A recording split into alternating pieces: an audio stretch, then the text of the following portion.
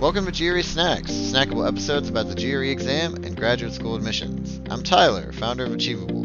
Our affordable $199 GRE course includes everything you need to ace your GRE. Full textbook, tons of GRE questions, and full-length practice exams. You can try it out for free at achievable.me, and if you like it, the code podcast will get you 10% off at checkout. And if you have a question or topic you'd like us to discuss in a future episode of GRE Snacks, please contact me at tyler@achievable.me with the subject line podcast topic. Let's get started. So, brought back Clay Daniel today. I'm really excited to have him back on the show. And this time we're going to be going through a piece of the reading section. And one of his tactics, what he calls both sort of the journey through a reading section passage on the GRE, as well as using the nature of language to assess the answers in that reading section. So I think you might also have an example passage picked out for us this time as well. Is that correct? That's right. All right, yeah. So then we'll make sure to include that link in the description so you can follow along if you want. If not, it'll also be totally fine to just listen. But yeah, Clay, take us away. Tell us about the journey. Yeah, exactly. Yeah, it's a nice metaphor, isn't it? Right? We're all on one, and we take journeys. So it's a good way to think of going through the passage, and it's especially helpful to think about longer passages on the GRE. So I'm in section 4 of the test that will be linked with this podcast, and looking at questions 9 to 12, which is about the work of English writer Aphra Behn. So, but as you mentioned, the things that I'll be saying are more broadly applicable. So the journey metaphor is to think about it like this: as you take your journey through the passage, imagine that you're on a journey where, let's say you live in the city, but you're going to go on a longer drive. So you hop in the car, and as you navigate through the city, you of course, you have to use a lower gear. You start and you stop, you hit traffic. And then, later on, as you kind of emerge from the city, you hit that glorious moment where you hit the open road and you can kind of open it up. Well, going through a passage, right? You could think of it like that, in the sense that when you start reading a passage, it's like you're in the city.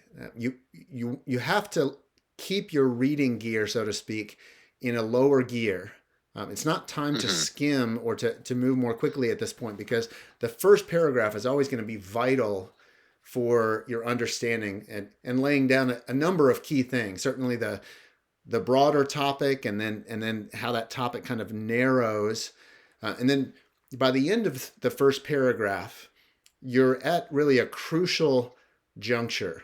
And, this is maybe you're getting toward the edge of the city. And that's really to say one of two things is happening. Either by the end of the first paragraph, you have kind of a traditional essay where the thesis is clear, right? The author has laid out the thesis, and as we were probably all trained to do in school, put your thesis in your first paragraph, right? And then it's going to unfold it from there. But then sometimes there are kind of unusual passages which are more kind of inductive in nature, and they're developing slowly, and we don't actually get the thesis till later. But thinking of yourself as reading that first paragraph in that slower gear leads you to ask that question and make sure you have a satisfactory answer to that before you get out on the open road and start to move more quickly. So looking at this first paragraph, it introduces the author, and then it introduces a literary critic, Rachel Carnell, who is commenting on the writer Behn. And by the time we get to the end of the first paragraph, we have a sentence that starts, "Carnell argues that Behn ... And that really sounds like a thesis kind of sentence, because it seems clear at this point that the author of this passage is not writing from his or her own point of view, but summarizing what Carnell has to say about this other author. Yeah, it gives you a lot of context. Yeah, absolutely. So we can tentatively suggest that that's the thesis, the main idea of this passage. And as we move into the next paragraph, we can take a little bit more kind of framework approach where we still look for a few things, but we feel free to skim or to move a little bit more quickly through the details because we know that the clock is ticking, for one, and secondly, the passage is always going to be there for us. We don't have to memorize the details. It'll be there on the left side of the screen. So as we look at the topic sentence of the second paragraph, it's still describing Carnell's view of Bain and gives us a fairly general sentence. But the other thing we'll note along the way, I like to think of as the signposts or the signs that you see out on the highway. When you're out on the open road, you probably don't have to change gears. Let's say you're driving a stick shift. You probably don't have to start and stop too much. But you do notice the signs as you go that kind of mark your journey. Well, we have the word starting the second sentence, we have the word however. That's always going to be an important signpost, right? A word like however or but.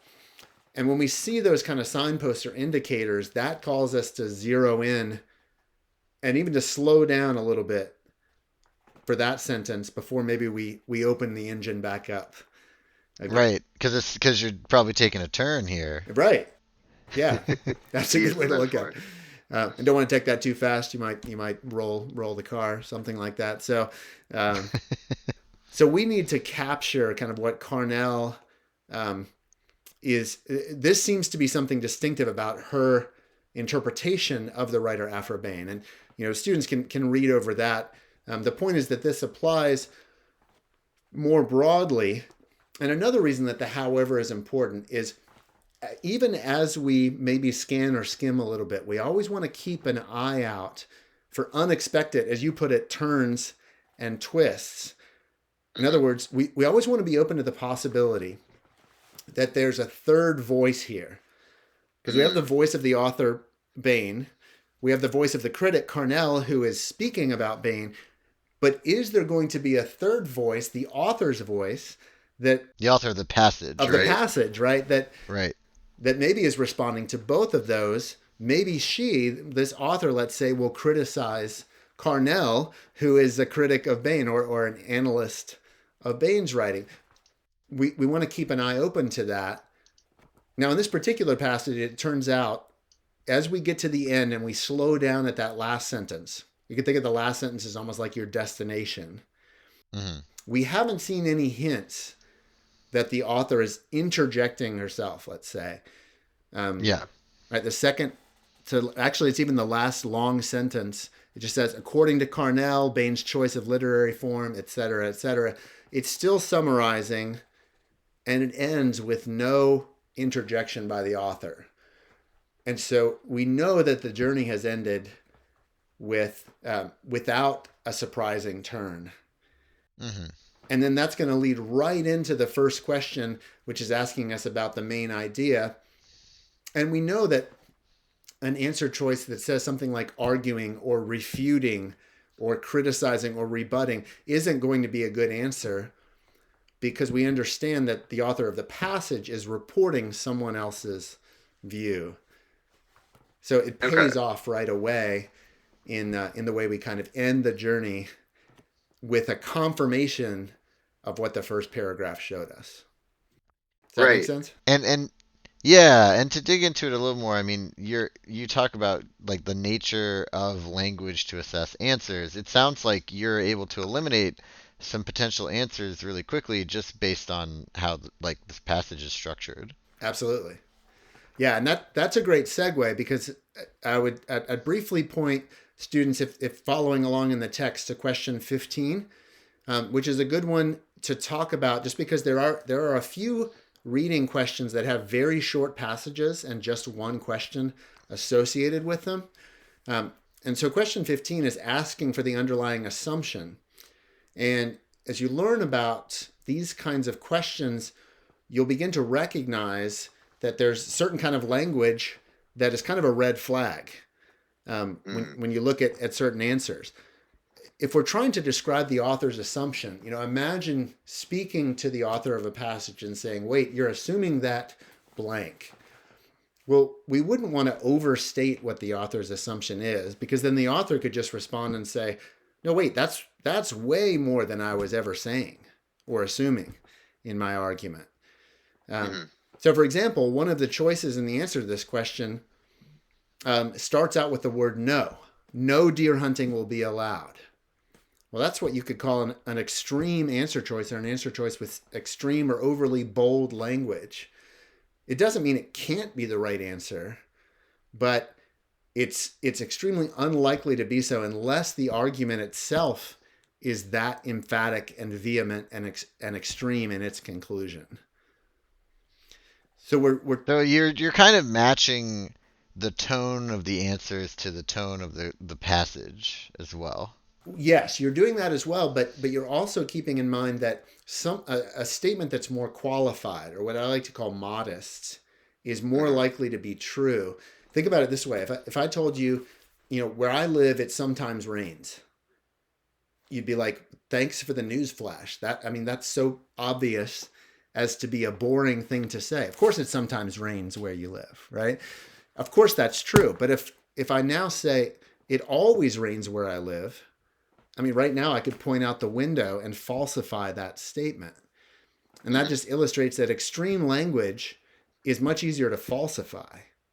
And so it's probably wrong.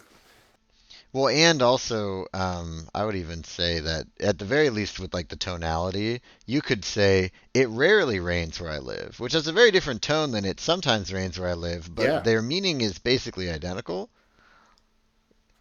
From that point of view, yeah. Interesting. Yeah, no, that's true, because that's it's identical, but rarely it is making a little bit more of a claim. In some ways, it almost finds itself between the two examples I gave, right? Like exactly. It's a little more extreme than sometimes, but it's not all the way to never or always. Never.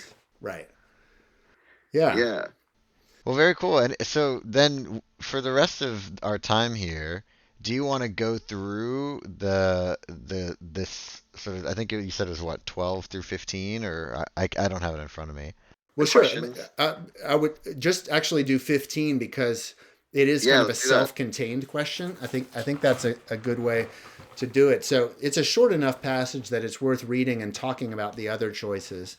So it says, extensive housing construction is underway in Pataska Forest, the habitat of a large population of deer. Because deer feed at the edges of forests, these deer will be attracted to the spaces alongside the new roads being cut through Pataska Forest to serve the new residential areas. Consequently, once the new housing is occupied, the annual number of the forest deer hit by cars will be much higher than before construction started. And, it should jump out to the student who is well practiced that last sentence is definitely the claim or conclusion. There's a prediction of what's going to happen. And then there's evidence for why, that the deer is going to be attracted to these, they're going to clear the trees for the road. The deer will be attracted to this. And so we're going to have more deer hit by cars. On the face of it, that sounds pretty reasonable. But there may be something underlying it. And the question in asking for an assumption that it depends on is suggesting that there's something unstated here that does underlie this, that in fact, if it were not true, would be a real problem for the argument. Right, and I think I can guess what that is. But do you want me to guess, or do you want to? Yeah, go for it. Have me wait. The assumption is that having deer by the road means that they will get hit more. Okay, great. Yeah. Well, the great thing about you volunteering an assumption, Tyler, is that it shows both the kind of the peril and promise of doing that. Because if you're right, you're going to recognize the answer really quickly. But also, there can be multiple assumptions in an argument, because as it turns out, the right answer isn't quite that. Interesting. Yeah. So let's go through it. Okay. Yeah. But you're right. There could be a number of things. Maybe these deer, just because they're close doesn't mean they'll get hit. Maybe they're not very tame. They're wild. They recognize the danger. It doesn't translate, as you said.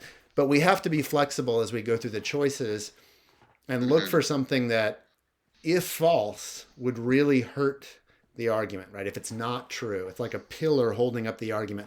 We knock out the pillar, the argument falls over. So choice A says the number of deer hit by commercial vehicles will not increase significantly when the housing is occupied?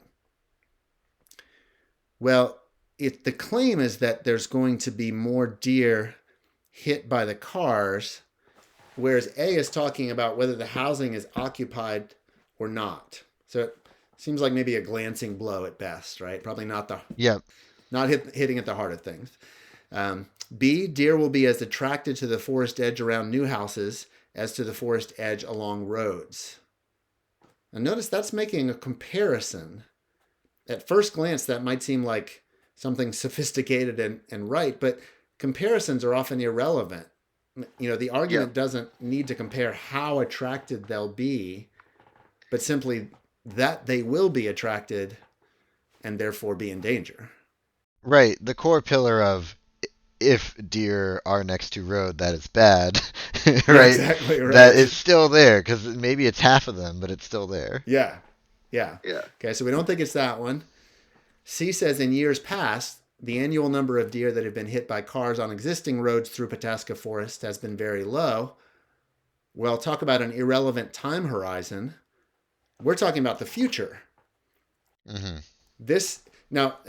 There may be cases where the past is relevant to the future, but this argument has already established the mechanism, right? You clear forest, deer are attracted, and so this is going to be a problem. We don't need past statistical evidence about what's happened, especially because the roads in the past are not like the roads in the future where, Exactly. we're clearing new roads. So there's some issues there. Now, E is the one I mentioned that was too extreme. So that's leaving us with D, which says the development will leave sufficient forest to sustain a significant population of deer.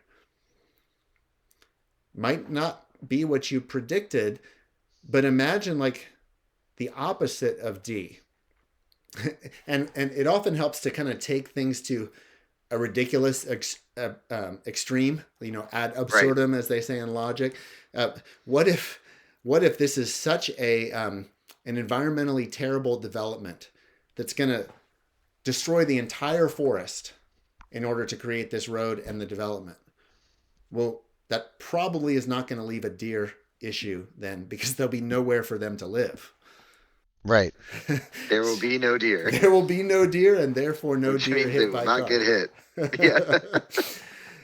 And by the way, that's something that people often refer to as the negation test, meaning if you negate an answer and that negation seems to destroy the argument, you found the right assumption because you found something necessary that the author was depending on.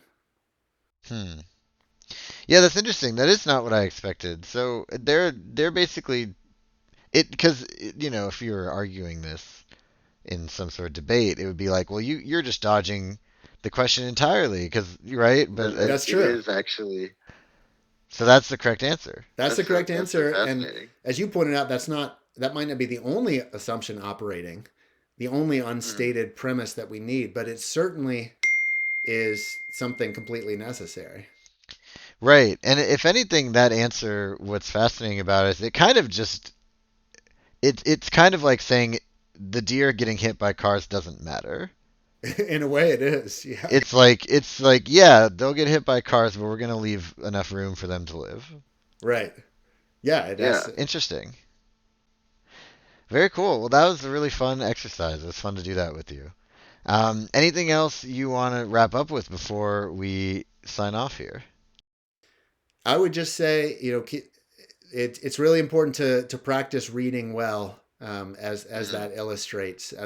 There's no pure gimmick that will just kind of magically help you on the GRE section. But hopefully this conversation has helped students see that there are strategies and ways of reading that really can add to your insight and your efficiency as well. Mm-hmm.